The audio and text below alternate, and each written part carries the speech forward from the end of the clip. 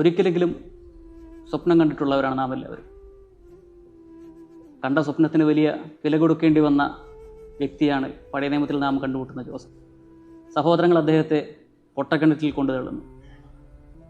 പുതിയ നിയമത്തിലെ യോസേപ്പ് പിതാവാകട്ടെ സ്വപ്നങ്ങളിൽ ലഭിച്ച നിർദ്ദേശമനുസരിച്ച് ഈശോയെ കാത്തു സംരക്ഷിക്കുന്ന വ്യക്തിയാണ്.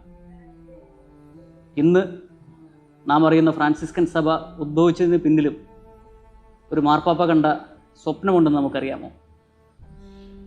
അസീസിയിലെ ഫ്രാൻസിസ് ബൈബിളിൽ നിന്ന് അടർത്തിയെടുത്ത അനേക സുവിശേഷ വാക്യങ്ങളുമായി ഒരു നിയമാവലി എഴുതിയുണ്ടാക്കുകയും അതുകൊണ്ട് അന്നത്തെ മാർപ്പാപ്പയായ ഇന്നസെൻ്റ് മൂന്നാമൻ്റെ മുൻപാകെ അംഗീകാരത്തിനായി പോകുകയും ചെയ്തപ്പോൾ കിളിരം കുറഞ്ഞ സുമുഖരല്ലാത്ത കീറിപ്പറഞ്ഞ വസ്ത്രങ്ങൾ ധരിച്ച ഈ സന്യാസിമാരെ കണ്ട് മാർപ്പാപ്പ പറഞ്ഞു, ആദ്യം നിങ്ങൾ പന്നികളോട് പോയി സുവിശേഷം പ്രസംഗിക്കാൻ.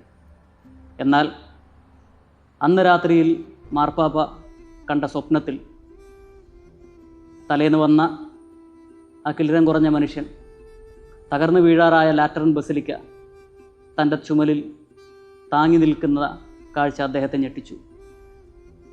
പിറ്റേന്ന് രാവിലെ തന്നെ ആളയച്ച് അവരെ കണ്ടുപിടിക്കാൻ മാർപ്പാപ്പ പറയുന്നു. ഫ്രാൻസിസ്കൻ നിയമാവലിക്ക് അങ്ങനെ അംഗീകാരം ലഭിക്കുന്നു. ഫ്രാൻസിസ്കൻ സഭ ഔദ്യോഗികമായി അവിടെ തുടങ്ങുന്നു. നമ്മളും കാണുന്ന സ്വപ്നങ്ങളിൽ ദൈവഹിതം തിരയാറുണ്ടോ?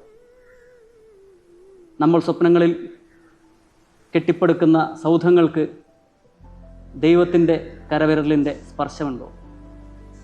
നാം കാണുന്ന വ്യക്തികൾക്ക് ദൈവത്തിൻ്റെ മുഖഭാവമുണ്ടോ?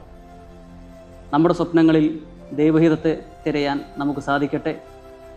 ദൈവത്തിൻ്റെ ഹിതം നമ്മുടെ സ്വപ്നങ്ങളാക്കി മാറ്റാൻ നമുക്കാവട്ടെ. ഈശോ അനുഗ്രഹിക്കട്ടെ.